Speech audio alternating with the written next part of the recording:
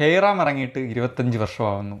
ഹേറാം കമൽഹാസൻ തിരക്കഥ എഴുതി സംവിധാനം ചെയ്ത് കമൽഹാസൻ തന്നെ ലീഡ് റോളിൽ അഭിനയിച്ച ഹേറാം. ഇന്നത്തെ കാലത്ത് ഇങ്ങനൊരു സിനിമ എടുത്തു എന്ന് പറയുന്നത് ഭയങ്കര ഒരു വലിയൊരു കാര്യമാണ്.